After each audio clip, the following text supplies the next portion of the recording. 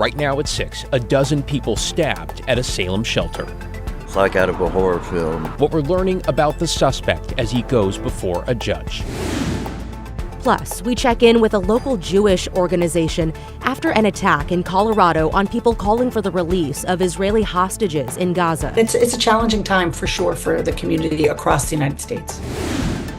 Then, why some business owners say a police sting that netted dozens of suspected retail thieves is too little, too late. I don't remember what the word he said, but it's kind of like it's not worth it. And later, after almost 2 decades, one of the biggest projects the city of Portland has ever seen nears the finish line. It's a fantastic feeling to finally get this done. I thought he had just hit me at first, and then it started hurting like really bad. And so I'm like, what the heck? First tonight, a woman is out of the hospital after authorities say someone stabbed her with a hatchet on the Portland State University campus.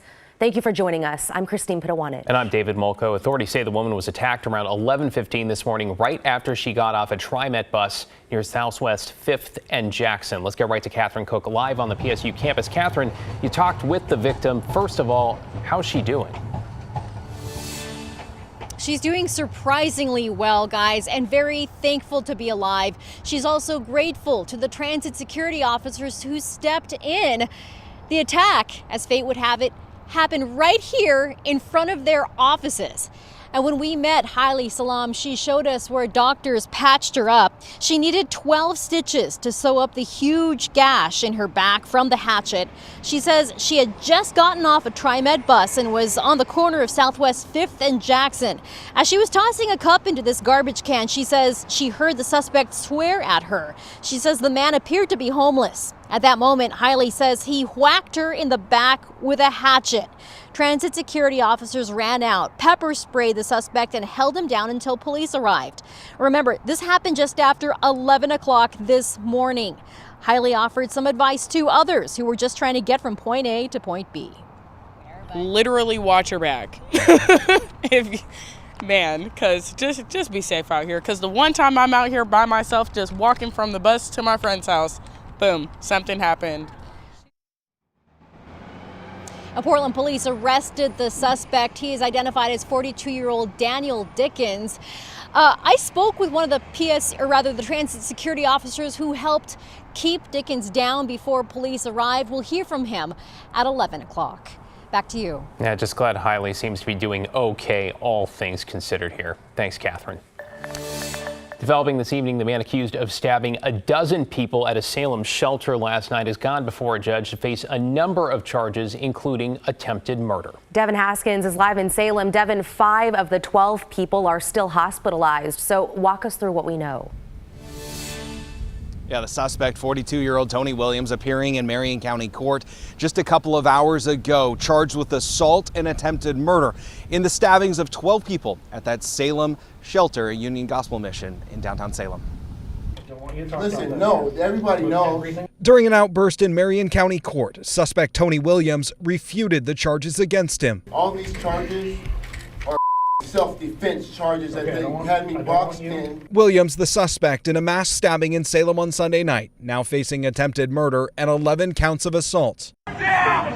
This video, taken shortly after the stabbings, shows police arresting Williams Sunday night, just across the street from the shelter. The 8-inch knife he's accused of using, also found. Salem police say Williams stabbed 12 people inside and outside the Union Gospel Mission in Salem. The whole entrance of the UGM was just covered in blood. Police say Williams was new to the shelter. He's from Bend, and detectives say he was taking a bus from Portland to Deschutes County when he got off the bus in Salem on Saturday. They say he was checking into the shelter on Sunday when the stabbings happened during what's called a bag check. Craig Smith is the executive director of the shelter. When someone comes in the door, they have to leave their bag and all of their belongings. They check them in. We store them for the evening. One of the witnesses described the chaotic scene that happened right in front of him. I seen him stab 5 people, so yeah, it was like out of a horror film. Tim Verkaike says he knew one of the victims. The guy that is my friend and sleeps right next to me, he got stabbed. He was, like I said, a a foot away, and he got stabbed in the back. 12 people stabbed in total. 5 remained in the hospital as of Monday in what police described with critical injuries. 10 of the victims were guests of the shelter. It's been a hard day. 2 were staff. One of my guys is in the hospital in very critical condition, and we don't know what his status is at this point. And another one is in a room upstairs in the hospital with multiple stab wounds, and it looks like he's going to be okay, but not okay, if you know what I mean. As Williams remains in jail, police are still trying to figure out why this happened. At this point, we don't have any real information onto that. This is still pretty preliminary. During court today, the judge ruling that Williams will stay in jail without bail. Back to you. Terrifying stuff. We're really pulling for the 2 who are still hospitalized. Devin Haskins, live in Salem. And to more difficult news this evening, local Jewish organizations are absolutely horrified about the attack on protesters in Colorado. As are we all. A warning, some of these images may be hard to watch after 8 people are hospitalized with burns and other injuries. The suspect, identified as Mohammed Sabri Salem, an Egyptian national, is accused of using Molotov cocktails and a makeshift flamethrower to attack a group calling for the release of Israeli hostages held by Hamas.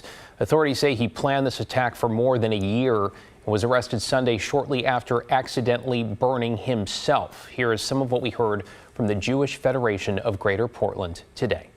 It's shocking. It's sad. I think community members here, of course, they start to feel a little concerned for their own safety sometimes. The Colorado attack comes less than 2 weeks after 2 staffers from the Israeli embassy were gunned down while leaving an event at the Capitol Jewish Museum in Washington, D.C. In your headlines, we begin in Washington, where the search is on for 3 girls missing for several days from Wenatchee. State police say their father, Travis Decker, may have taken the girls. The 3 kids, ages 9, 8, and 5, were last seen around 5 p.m. Friday when they left home with Decker for a planned visitation. They have not returned, and troopers say they have not been able to get in touch with Decker. Investigators say he is driving a white 2017 GMC Sierra pickup with Washington license plate D20165C. If you know anything, call 911.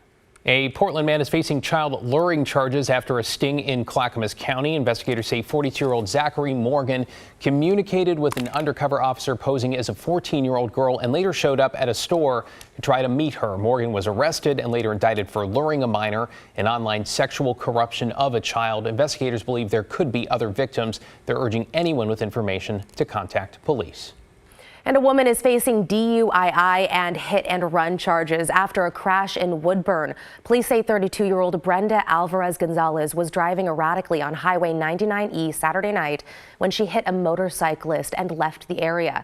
The motorcyclist also left before officers arrived and has not been identified. Woodburn police want anyone who saw the crash or helped at the scene to contact them. Matt? Thanks, Christine. A beautiful day here in the Northwest. So was yesterday, too, but today a bit warmer. We made it up to 75 degrees here. We had some 80s in Southern Oregon. Medford, the hot spot in the state with the 84. But Brookings Coast, also 83. The Dalles made 80. I mean, you really can't ask for better weather than this in early June like we did. The average for this date is 72, so we're a little bit on the plus side for there. The record, though, we're capable of reaching the upper 90s, even 100 this time of the year, so we can get hot. We've got some warmer weather in the forecast, too, coming up, but not tomorrow. Tomorrow's going to be a lot like today. Just beautiful, about 52 degrees at 8 o'clock in the morning. By 2 o'clock, we're up to 72. We'll top out a few degrees warmer than today. Get up to 77. Sunny and pleasant, and our sunsets are now approaching 9 o'clock. That happens in a few days from now. I think around the 8th, actually, of the month of June here.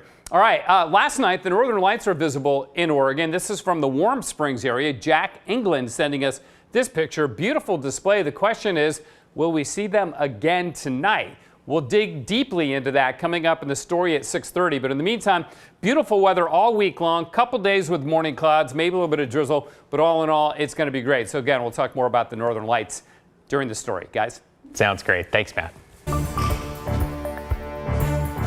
Now at 6, local law enforcement have arrested dozens of people and recovered thousands of dollars in property during their latest large-scale retail theft sting. We're talking everything from guns to a stolen car. Libby Dowsett's live in downtown Portland with the details. Libby?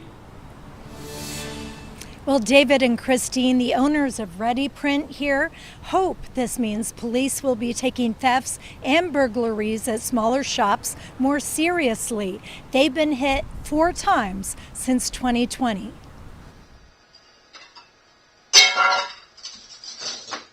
Surveillance video from the 6th Avenue Ready Print shop in downtown shows a man breaking in, walking around, and stealing a phone and laptop from the desk. The owner, Carolyn Chayati, says the man took off his rubber gloves, but she says police didn't seem to want the gloves or to pursue a case. It's not big enough to build a case, so it's I don't remember what the word he said, but it's kind of like it's not worth it. Local law enforcement at Monday's news conference said no matter what the size of the business, it's time to get serious about retail theft. They are out there working hard to really affect this issue that's really having a massive impact on our large businesses, our small businesses, and everything in between. From grocery stores with their cheese, hummus, and berries to smaller shops like the Plaid Pantry on Southwest 11th, clerks say people are taking anything they can get their hands on. Gresham police released this drone video of a suspect making a run for it. We use our drones, our community safety specialist, our public safety cameras, and live 911 technology. In an operation Friday, Portland police arrested 36 people and recovered $3,000 of property. Gresham police made 5 arrests and recovered $320 of merchandise. Other agencies and counties all around Oregon participated in the nationwide retail theft mission. Portland police say they try to have their own missions at least once a month. The mom and pop shops. We here at Central Precinct have good relationships with them to the point of being able to text when they think something is going on. And Plaid Pantry's clerk said one of their employees does text police when needed, and police typically respond. Caroline at Ready Print says it's too late for her shop. They're closing and taking operations online. Even recovering a small amount of money, she said, a few $1,000s can make a difference. Even a little $100, we are a business owner, so small business owner. We're not a big giant business owner, so it's worth it. Now, police tell us the operation on Friday centered on larger stores like Safeway, Nordstrom Rack, Whole Foods, Target, Winco, and Home Depot, to name a few, and they plan to do more stings in the future. David, Christine? Libby Dowsett reporting live in downtown Portland. Thank you, Libby.